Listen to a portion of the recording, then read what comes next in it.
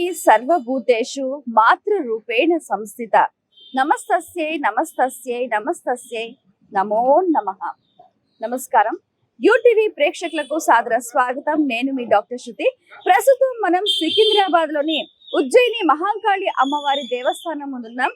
మరి ఆలయం లోపలికి వెళ్ళి మహాంకాళి అమ్మవారు, మాణిక్యమ్మ అమ్మవారి దేవుల అసలు వాళ్ళు ఉజ్జయిని నుంచి ఇక్కడికి ఎలా వచ్చారు, అమ్మవారి వైభవ ప్రభావాల గురించి తెలుసుకుందాం పదండి.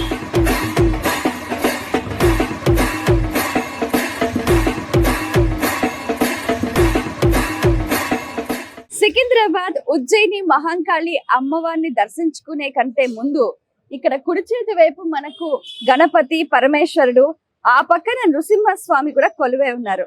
వారిని కూడా ఒకసారి దర్శించుకునే ప్రయత్నం చేద్దాం.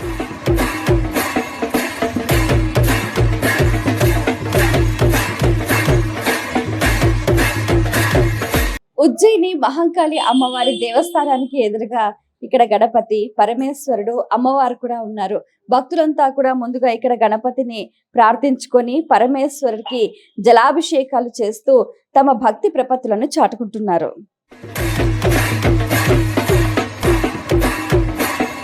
అమ్మలగన్న అమ్మ, ముగ్గురమ్మల మూలపుటమ్మ, ఇచ్ఛాశక్తి, జ్ఞానశక్తి, క్రియాశక్తి స్వరూపుడైన మహాంకాళి అమ్మవారు సికింద్రాబాద్ లో కొలువై ఉన్నారు.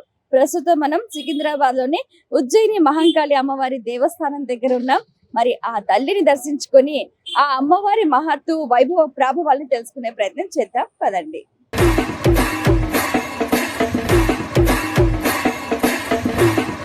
ఆలయంలోకి ప్రవేశించగానే ఆధ్యాత్మిక వాతావరణం ప్రతి ఒక్క భక్తుని హృదయాన్ని పులకింపు చేస్తుంది. మనం గమనిస్తే ఇక్కడ ఉజ్జయిని మహాంకాళి అమ్మవారి దేవస్థానంలోకి అడుగు పెట్టగానే ఇక్కడ మనకు చిద్విలాసంగా మనకు క్షేత్ర పాలకురాలు దర్శనమిస్తుంది. అమ్మవారు సౌభాగ్యవతిగా వచ్చే ప్రతి ఒక్క భక్తుడికి కూడా వారు అనుకున్నవన్నీ నెరవేరాలని అంటూ కూడా వారికి ఏ ఆటంకం, ఏ ఇబ్బంది కలగకుండా ఆవిడ కాచి కాపాడుతుంది.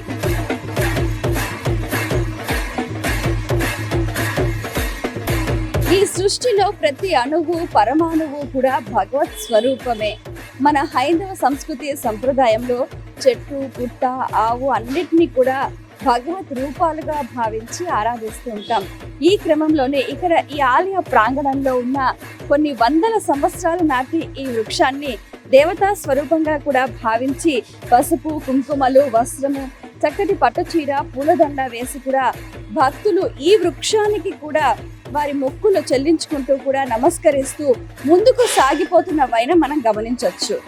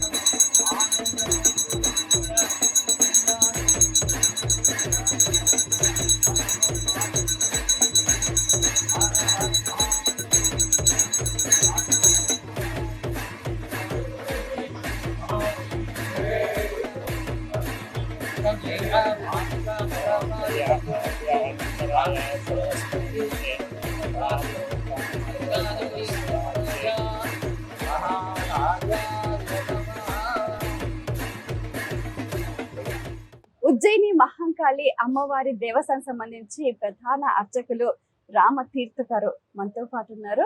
వారితో మాట్లాడి మరిన్ని విషయాలు వారి మాటలు తెలుసుకుందాం. నమస్కారం అండి. ఖడ్గం చక్రగదేశ చాప పరిఘాన్ శూలం వశుండీం శిరః శంఖం సందదతీం కరైః శ్రీనయనాం సర్వాంగభూషారుతాం నీలాస్ముజ్జితమాస్యపాదదశికాం సేవే మహాకాళికాం యామస్తో సుప్రతే హరో కమలజో హంతుం మధం కైటభం. శ్రీ ఉజ్జయిని మహాకాళి దేవాలయం, సికింద్రాబాద్. అమ్మవారి బోనాల జాతర అత్యంత వైభవంగా జరగనున్నది.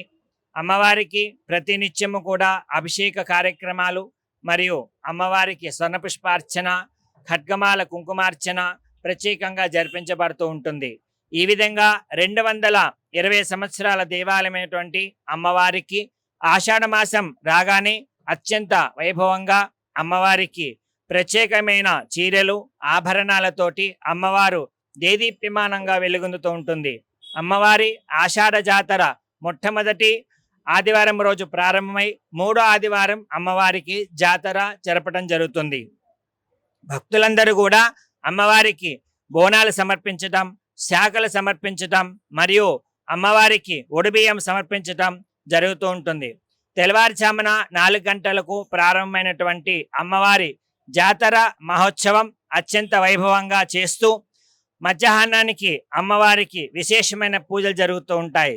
తదుపరి రాత్రి సమయంలో అమ్మవారికి బలిహరణ కార్యక్రమం జరుగుతుంది. తదుపరి అమ్మవారి దేవాలయంలో ఉదయం రంగం కార్యక్రమం మరియు గావు పట్టడము, తదుపరి అమ్మవారి దేవాలయంలో రంగం కార్యక్రమం పచ్చికొండపై నిలబడి అమ్మవారు భవిష్యత్తువాణి చెప్పేటటువంటి విశేషమైన కార్యక్రమాలు జరుగుతాయి.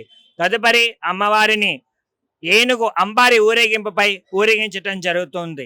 ఈ యొక్క అంబారి ఊరేగింపుతోటి సగము జాతర అమ్మవారి దేవాలయంలో ముగుస్తుంది. మరియు రాత్రి సమయంలో అమ్మవారికి ఎంతో మంది భక్తులు పూతరాజులతోటి అమ్మవారికి నైవేద్యం సమర్పించడం జరుగుతుంది.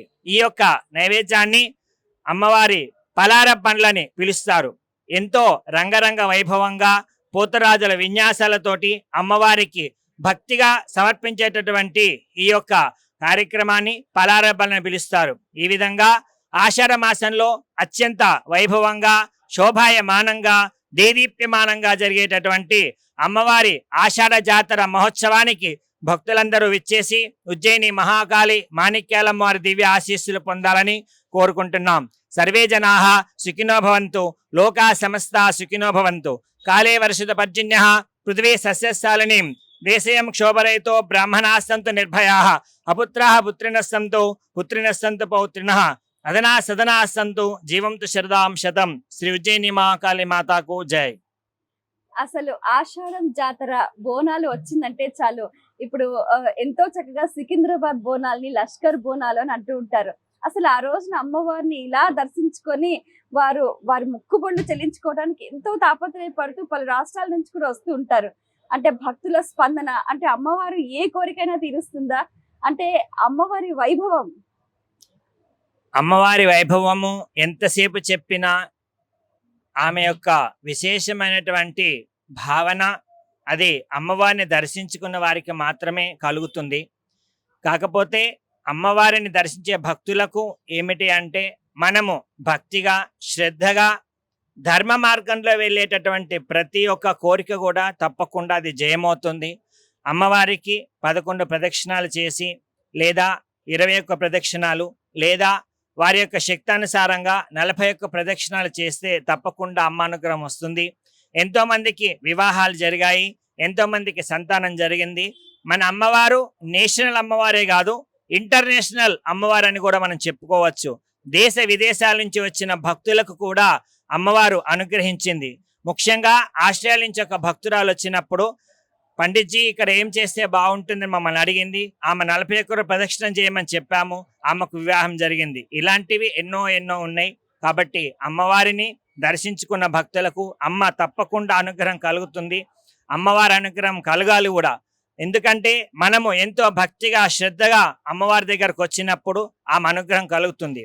అలాగే అమ్మవారి దేవాలయంలో వచ్చిన భక్తులకు కూడా దేవాలయంలో వచ్చినప్పుడు అమ్మవారిని దర్శిస్తూ అమ్మవారిని ప్రార్థిస్తూ అమ్మవారి దేవాలయంలో ఉన్నప్పుడు అమ్మవారి మీద శ్రద్ధ, మనం అమ్మవారి యొక్క ఎలా అలంకారం చేశారు, అమ్మవారికి ఆభరణాలు ఎలా ఉన్నాయి, అమ్మవారికి ఏ చీర కట్టారు అనేటటువంటి అమ్మవారి మీద భక్తి శ్రద్ధలతో మన అమ్మవారిని నమస్కారం చేస్తే తప్పకుండా అమ్మ అనుగ్రహం జరుగుతుంది. అమ్మవారి అనుగ్రహం కలగాలని కూడా కోరుకుంటాం. అందరూ కూడా సనాతన ధర్మాన్ని నిలబెట్టాలి, అమ్మవారి ఆశీస్సులు కలగాలి. సర్వే జనాః సుఖినో భవంతు. సంవత్సర కాలంలో కూడా అమ్మవారికి ఎటువంటి పూజాది కార్యక్రమాలు ఉత్సవాలు నిర్వహిస్తూ ఉంటారు?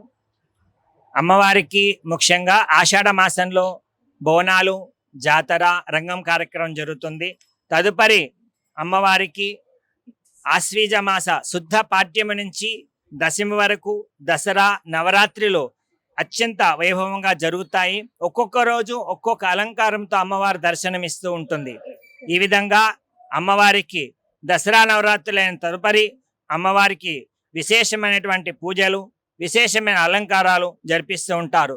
ప్రతి నిత్యము కూడా అమ్మవారికి అభిషేకము, అర్చన, స్వర్ణ పుష్పార్చన, ఖడ్గమాల, కుంకుమార్చన జరిపిస్తూ ఉంటారు. విశేషంగా అమ్మవారికి శుక్రవారము, మంగళవారము ఆ యొక్క సమయాన్ని బట్టి అమ్మవారికి పల్లకీ సేవ జరిపించటం, అలాగే అమ్మవారి దేవాలయంలో ఉపరి దేవాలయమైనటువంటి శ్రీ వీరభద్రేశ్వర స్వామి సహిత మహాకాళేశ్వర స్వామి వారికి ప్రతి సోమవారము ప్రత్యేక అభిషేకం జరుగుతుంది. శివాభిషేకము, వీరభద్రేశ్వర స్వామికి అభిషేకము, గణపతికి, సుబ్రహ్మణ్యేశ్వర స్వామికి, నందీశ్వరునికి ప్రతి సోమవారం సంపూర్ణ అభిషేకం జరుగుతుంది. ఈ విధంగా అమ్మవారికి, స్వామివారికి జరిగేటటువంటి పూజా కార్యక్రమాల్లో భక్తులు పాల్గొని దేవి అనుగ్రహానికి పాత్రులవ్వాలని కోరుకుంటున్నాం. భక్త మహాశయులందరికీ, ప్రేక్షక మహాశయులందరికీ కూడా బోనాల జాతర శుభాకాంక్షలు, అమ్మవారి ఆశీస్సులు, శుభాశీస్సులు. గురుగారు, ఇక్కడ చిన్న విషయం ఏంటంటే ఇక్కడ ఈ దేవాలయంలో చండీ హోమాలకు చాలా ప్రసిద్ధి అని చెప్తున్నారు. అసలు చండీ హోమం ఎవరు చేసుకోవాలి, చండీ హోమం చేసుకోవటం వల్ల కలిగే ప్రయోజనాలు ఏంటి మీ మాటల్లో? కలౌ చండీ వినాయకు అని పెద్దవాళ్ళు చెప్పి ఉన్నారు. కలియుగంలో చండీ అమ్మవారు మహాకాళి, మహాలక్ష్మి, మహాసరస్వతి స్వరూపంగా చండీ ఉంటుంది. ముఖ్యంగా శత్రుబాధ నివారణ, తదుపరి ఆర్థిక పరమైనటువంటి ఇబ్బందులు ఉన్న వారందరికీ కూడా అమ్మవారి అనుగ్రహం కలుగుతుంది. కాబట్టి ఈ యొక్క చండీ హోమము వివాహమైన వారు కానీ, వివాహం కాని వారు కానీ ఎవరైనా చేయించుకోవచ్చును. అమ్మవారి దేవాలయంలో ప్రతి పౌర్ణమి రోజు కూడా ఈ యొక్క చండీ హోమం ఉదయం 10 గంటలకు ప్రారంభమవుతుంది, 12 గంటలకు ముగిస్తుంది.